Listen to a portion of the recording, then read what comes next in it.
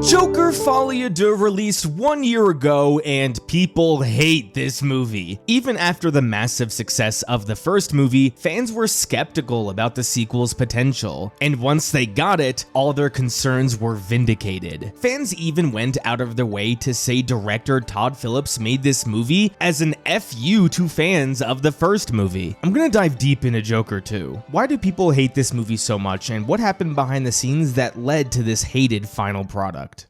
Joker 1 released 6 years ago, all the way back in 2019, and it was an unquestionable success. The budget of the movie was only like $55 million, and it went on to gross $1.078 billion. The movie captured viewers in a way that superhero movies and blockbusters typically don't do. Yes, it was based off of a popular comic book character, arguably the most popular comic book villain, but Joker was so much more than that. The movie was uncomfortable, it was violent, it was shockingly real. It depicted mental illness and class conflict in a way that we had never seen before in a comic book movie. Joaquin Phoenix won the Oscar for Best Actor. That has never happened for a comic book movie before, let alone a comic book actor simply being nominated. The movie also sparked conversation, whether it be from comic book fans themselves or from the fabricated media stories that this movie was going to lead to mass shootings and uprisings. Todd Phillips didn't just create a movie. He started a conversation. When a movie makes this kind of money, especially on its kind of budget, a sequel is going to be made. Look at every movie in history that has made $1 billion.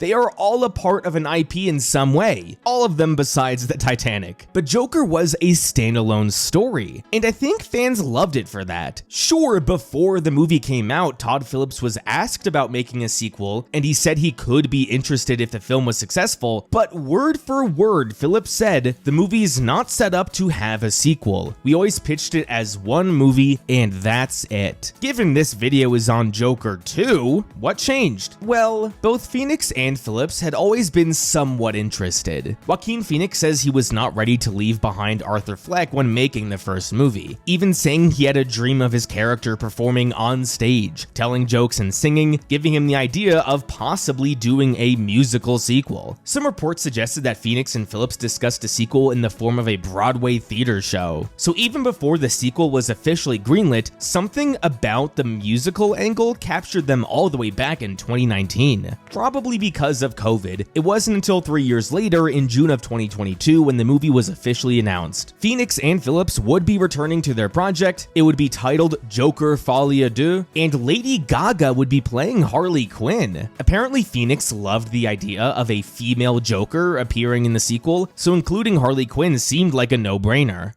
A lot of this seems like corporate sequel producing nonsense, and you might be right, but there's a little bit more to it than that, something that gives us an insight into what kind of filmmaker Todd Phillips is. In 2022, when this movie was greenlit, DC was a mess and was in the middle of a massive studio transition. I've covered this in like 5 different videos in the past. James Gunn had become the new president of DC with his own plans to start a new cinematic universe. Of course, Joker 2 would not be a part of that, and it was going to be labeled as an Elseworld story. During post-production, James Gunn gave some notes on the movie, but he was mostly hands-off. Todd Phillips, the man who directed the billion-dollar first movie, rejected all these ideas. Supposedly, he wanted nothing to do with DC while making the film. Phillips was given all the creative control in the world while making this movie, and since he was given said job before Gunn got there was not much Gunn could do. As a result, no DC executives were involved in the making of the film. If you notice, there is not a single DC logo that shows up in the beginning of the movie. That is how isolated Phillips wanted to be from the DC property, despite, you know, Joker being a DC property. I think this mentality says a lot about Phillips's approach to the film. People love to discuss Phillips's motive while making the movie. Some say it was a middle finger to anyone who liked the first movie. Some say it was an honest sequel to the first movie that others just don't get. Regardless, there is something to be said about how badly Phillips wanted to be removed from the DC brand. If you watch this movie with the thought that Phillips wanted to be a contrarian to everything DC and comic book films represent, a lot of things start to make sense. Back when they were discussing making this a musical, Phillips loved the idea because of how dangerous and risky it was. I think Phillips saw the direction most fans would have liked the sequel to go and thought it would be special to take it in the complete opposite direction. Phillips was keenly aware of the source material. He teased Arthur going down the path of the Joker in the trailers for this movie, and he decided to take this story in a different direction. One of the most famous quotes Phillips gave about these two movies was that there was a reason these movies are just called Joker and not The Joker. As we know by the end of Joker 2, it's because Arthur is not the Joker. I think this is one of the most disingenuous quotes I have ever seen from a comic book director. He is basically admitting to manipulating the audience into thinking they're gonna get one thing, but really are gonna get something else. He had a story in mind, and he used the popularity of the Joker character to subvert that story and tell his own story. A story that is nothing like any story about the Joker. Phillips loved this. Back when the first Joker movie was coming out, the eventual outcome of Joker 2 was a popular theory. Since Arthur didn't entirely represent the Joker we're used to, many fans theorized that Arthur would inspire the real Joker. I think that idea is better simply as a theory rather than official canon. Sometimes theories should just remain theories, but not in the case of Joker 2, I guess. I'm not gonna sit here and make this a video about someone not following the source material or even disrespecting the source material, because there is a time and place to bend the source material to put your own twist on it. The first Joker movie is exactly like this. Again, does Arthur really reflect any of the major versions of the Joker character? Not really. With the first movie, Phillips implemented a story technique that I've seen quite a bit in franchise storytelling these days. It's a technique where a franchise character has a defined personality or defined characteristics, and then the storyteller, in an attempt to put a different spin on the story, has the character begin said story in a radically different state. The point is, by the end, the character will become the version fans know and love. Man of Steel is like this. Zack Snyder began that movie with a Clark that doesn't really resemble Superman, but by the end of the now unfinished Snyderverse, Clark was going to become that version of the character. Rings of Power is like this. Galadriel is supposed to begin the story nothing like the Galadriel from the movies, and that's because the show is the story of how Galadriel, again, supposedly became the woman from the movies. Joker begins with Arthur nothing like the Joker, but he ends the movie resembling the Joker in a handful of ways. The reason Joker worked and these other stories didn't work is because by the end of the first movie, we saw a character that was recognizable. With Man of Steel, we are going to have to wait 5 movies to see the Superman we are familiar with. With Rings of Power, we are going to have to wait 5 seasons to see the Galadriel we are supposedly familiar with. With Joker, it took 1 movie to see a Joker we are familiar with. The whole point I'm trying to make through this whole diatribe is that, again, there is a time and place to put your own twist on the source material. Joker 1 proved that, even if the Joker by the end of the story is still fairly different from most iterations of the character. But if you notice, all these stories I just mentioned are intended to end with the character we are familiar with. This is a good way to put a twist on a popular character. But if you do this twist, you usually don't want to radically change the character after their arc is complete. That's the point. By the end of Joker 1, we have the Joker. Joker 2 ends in the exact opposite way. The movie begins with you thinking we now have a more familiar version of the iconic character, and it ends with said character renouncing their title and dying from the real version. This is simply unsatisfying, and it undoes the first movie. We recently have gone through an era where deconstructing and subverting these characters is seen as a bold choice. Look at me, I'm gonna do something that is completely against what the story was building towards because it's different and edgy. Remember how Batman Begins ended with Gordon showing Batman a card of the Joker, implying that he would be the villain of the next movie? Imagine if The Dark Knight began with the Joker getting killed in the bank scene, and the real villain turned out to be Harley Quinn or someone else. That's not good storytelling. It doesn't matter if it's surprising. amazing. Storytelling is about setups and payoffs. You want your story beats to feel earned because they were set up properly. This ending of Joker 2 was not set up properly, and therefore the payoff was weak and disappointing. Sure, if you never heard of DC Comics and you knew nothing about the Joker, Joker 2 might be an enjoyable movie to you. But let's be real, Joker 1 was only able to make $1 billion because Joker is a popular comic book character. If it was instead called Clownface or something, I don't think it would have made that kind of money. Joaquin Phoenix, Todd Phillips, and Lady Gaga reportedly made a combined $52 million for Joker 2. Do you think they would be paid that much money if the titular character wasn't the most popular comic book villain of all time? I don't think so. So if you're going to get paid tens of millions of dollars, then yes, I think you owe it to the property to make a movie that is at the bare minimum satisfying to the source material. It doesn't have to 100% honor the source material, just be mildly satisfying. Todd Phillips not only told a story that was fundamentally unsatisfying to DC fans, but he also told said story ineffectively. I said the most important thing that needed to be said. Taking a beloved character and pissing off your audience because you think it's cool or edgy needs to be called out. Let's now pretend that Todd Phillips wanted to tell the best and most honorary Joker sequel possible. It still doesn't work. Let's transition from the macro to the micro. Why specifically does this movie not work?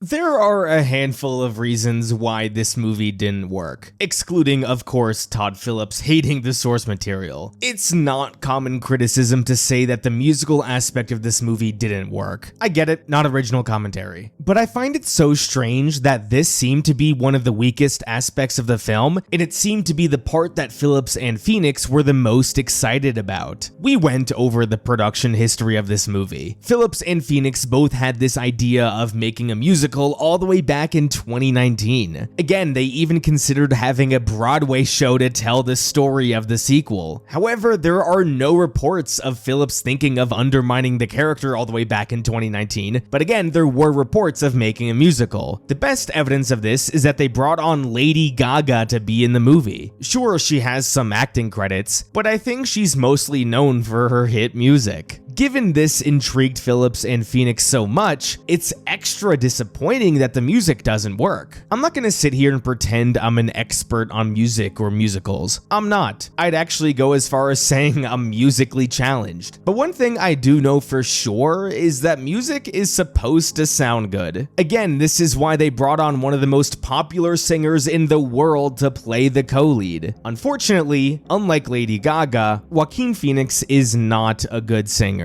Maybe he's good in something else, but not in this movie. Has anyone ever listened to one of these songs on their drive home from work? Hell no. Arthur's voice is just not appealing to hear, especially while singing. I'm sure some songwriters can come out here and talk about how the lyrics are so powerful and how they represent Arthur's story perfectly. But again, if it doesn't sound good, it's not gonna work. Do you think Taylor Swift's new album, Life of a Showgirl, would be as successful if it was me singing all the songs instead of her? No, it would not. You know why? Because unfortunately, I can't sing as well as Taylor Swift. I know, shocker. So maybe the biggest reason the musical moments didn't work is because they simply aren't good. But to be a bit more analytical, the scenes themselves don't work. What musicals are able to do effectively is allow the character to just talk to the audience about their feelings in a way that's not cringy. In most movies, if a character just turned to the camera and started saying how they felt, that would be horrendous dialogue. But in musicals, these scenes where characters are just talking about how they feel are not only entertaining, but also expected. They should be important to the development of the character or characters that are singing. I think my favorite movie of the summer was actually K-pop Demon Hunters. I cannot believe I'm saying that, but it's probably true. Thinking back to the music in that movie, of course it's fantastic, but I thought about how good or bad the movie would be if some of these scenes were removed entirely. It turns out the movie would be terrible if these scenes didn't exist. That's because the musical scenes are fundamental to the development of the story. Imagine if the scene where Rumi and Jinu sing Free was removed. That scene is so important to the development of Rumi and Jinu that without it, the movie falls apart. Maybe more importantly, imagine if the ending song This Is What It Sounds Like was removed. That scene is the climax of the movie. Without it, now you don't have the most important scene of the movie. All these musical scenes scenes are so important. Going back to Joker 2, I think the only musical moment that is maybe critical to the movie would be when Arthur and Harley first escape. Every other musical scene could honestly be skipped. If that's the case, then you fundamentally have failed as a musical. Todd Phillips asked Warner Brothers to pay Lady Gaga $12 million to sing in songs that aren't important to the story. That is criminal behavior. So Joker 2 fails as a musical. But what about the actual story?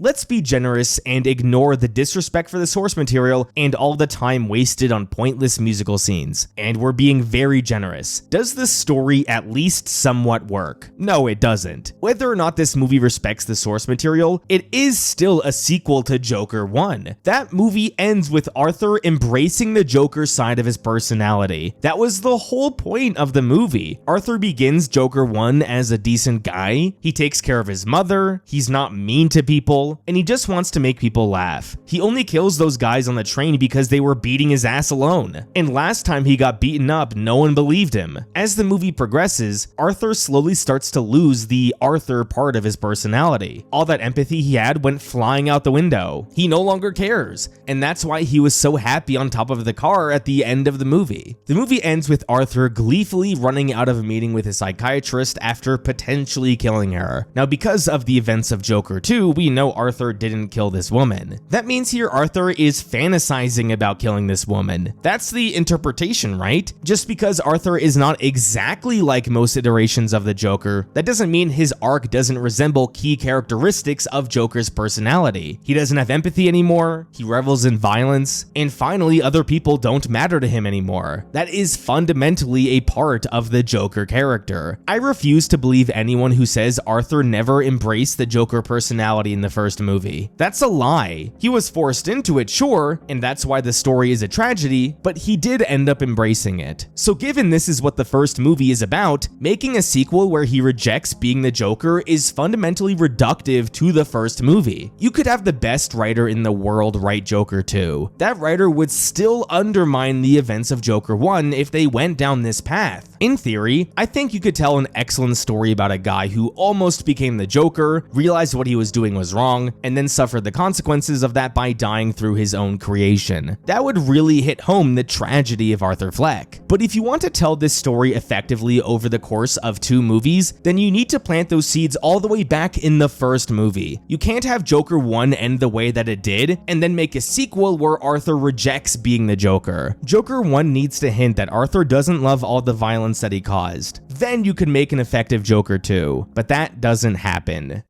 Let's now make even more assumptions. I can't wait. Let's still assume Todd Phillips wanted to make an honorary sequel to the first movie. Let's also still assume that the musical portions of this movie were well done. But let's now also assume that Arthur having thrown away his Joker persona is a natural progression of the first movie. I know, that's a lot of assumptions. Is the execution of Arthur's arc in this movie effective? No, it is not. People have joked that the entirety of this movie is pretty much in 2 places: Arkham Asylum and the courthouse. Now, limiting the movie to just 2 locations isn't necessarily the problem. The problem is that by keeping Arthur in captivity for almost all of the movie, the story is severely limited. In the first movie, Arthur was an active protagonist. The events of that movie unfold directly because of Arthur's actions. Sure, killing those 3 guys was an act of self-defense, but pretty much everything else in the movie was initiated by Arthur. Killing his mom, killing that other guy, going on Murray Franklin's show, killing Murray Franklin, going after Thomas Wayne, embracing the violence at the end of the movie. These are actions Arthur made that pushed the story forward. With Joker 2, most of the story is with Arthur being reactionary. The events of the movie pretty much unfold once Arthur meets Harley. She seeks him out. Then a good portion of the movie is a back and forth between Harley and the lawyer. Who should Arthur trust? Because Harley loves Joker, Arthur begins embracing the Joker personality again, and Harley continues to love him. Even when Arthur fires his lawyer, it's mostly done from the influence of Harley. Then Gary Puddles gives his speech, which is succeeded by Arthur getting assaulted by the cops, and this all culminates in Arthur renouncing the Joker identity. This is the first time Arthur made an active choice that was not influenced by anyone else, and it's at the end of the movie. I think it's fair to say most of this movie is just boring. Arthur doesn't get to do anything, he's just reacting to the events around him. In order to have a story like this be compelling, there needs to be an element of the story that engages the viewers. Arthur's relationship to Harley could have been that element of the story, but let's be real, even that isn't all that interesting. Arthur and Harley, despite sharing significant screen time together, don't have great chemistry. I never actually bought that Arthur was in love with her or anything like that. It all seemed so weird right from the start. Now you could say that's the point of the movie, that these two only liked each other because of Joker, not because of who each one of them are, but that's still largely uninteresting, even if it's the point. A direction they could have gone down is surrounding Harley and a lot more mystery. When Arthur meets Harley early on, she gives this story about being abused by her parents and being thrown to the streets. A handful of scenes later, the lawyer tells Arthur that Harley lied and that she's this rich girl who checked herself into Arkham. When Arthur confronts her about this, she tells the truth. That was a wasted opportunity. What if no one told Arthur Harley was lying? And then at the end of the movie, Arthur finds out the truth, and that's partially what causes him to reject Joker. He learns that Harley only likes him because he's Joker, and that she doesn't care for Arthur or doesn't even really relate to him. This along with the scene with Gary Puddles, which was the best scene in the movie. That whole idea still fits in line with the story Phillips is trying to tell. The entirety of Joker 2 is supposed to be tragic, right? That Arthur was used as a vessel for something he never really asked for, and then ended up getting murdered because he rejected it. If we go down this story where Arthur rejects Joker because Harley doesn't love who he really is, and she only lied to him about who she really is, and then is murdered because of it, I think that would emphasize the tragic nature of the story more than the story we got. I've seen it thrown around a lot that the movie could have been from Harley's perspective, not Arthur's. Say the movie begins with Harley witnessing the events of the first movie. We see her watch Arthur kill Murray Franklin on TV, and then she goes out on the streets celebrating with him. Then the plot of the second movie could be about Harley trying to get closer to Arthur and maybe even trying to break him out. Maybe that bomb that went off was orchestrated by her. She can spend the whole movie trying to get to know Joker, but when she breaks him out and truly meets Arthur, she is disappointed. The movie could be a commentary on parasocial relationships or something like that, kind of like what Arthur had with Murray Franklin in the first movie, but to a much stronger extent. This would be a radically different movie, but one that might work better, to be honest. I think a radical mistake this movie made, regardless of which direction they could have gone down, is focusing too much on the trial. When you have a story that is mostly a courtroom drama, there's supposed to be a lot of back and forths, a lot of surprises, and we're supposed to be actively invested in the outcome of the trial. With this movie, the trial isn't really that exciting. It's mostly used as a vehicle to show the investment the general public has in Arthur. Most of the trial is about arguing the mental state of Arthur and if he deserves the death penalty or not. That to me is not that interesting. We're invested in Arthur, sure, but once he became the Joker at the end of the first movie, I don't think we're worried about if he's going to die or not. He's a villain now. That's the point. Sure, I empathize with this villain, but I'm not actively invested in if he's gonna live. So centering the movie around this trial robbed the movie of stakes. Thinking back to the first movie, after he kills those first 3 men, the stakes around the rest of the movie are simply what is he going to do next? Pandora's box has been opened, and what lengths will Arthur go to get his version of justice? That's interesting. The tension during the Murray Franklin scene is so strong because we're wondering what is he going to do, and then he does what we all fear he's going to do. Joker 2, significantly less interesting. If you watched the trailers for Joker 2 back before the movie came out, there was a lot of teasing of Arthur escaping for a significant portion of the movie. This could have been so much more interesting too. Maybe Arthur escapes from prison relatively early on, or maybe halfway through the movie, and maybe we see Arthur actually put in the position of the clown prince of crime. And once Arthur is trying to lead people or at least be the figurehead of a movement, that's when he realizes being the Joker is not who he really is. In any version of this movie where Arthur rejects being the Joker, I think keeping the interaction with Gary is important, because that is the moment that sells Arthur on not wanting to be the Joker anymore. He realizes he is the bully, just like how he was bullied in the first movie. Maybe instead of this moment happening in court, Arthur could just come across Gary and the same exchange could happen. Then that could lead Arthur to turning himself in, or it could lead to him just rejecting Joker altogether and getting killed because of it outside of jail. Maybe I'm a little biased because I tend to like my own ideas and I don't really like this movie, but on paper, I just like the idea of him being out of jail significantly more than what we got in the movie. Either way, if you want to tell this story, I think it needs to be structured in a way that's more engaging to the audience. Have more going on than a silly romance and an uninteresting trial. Let's wrap up the video by checking out the reception of the film.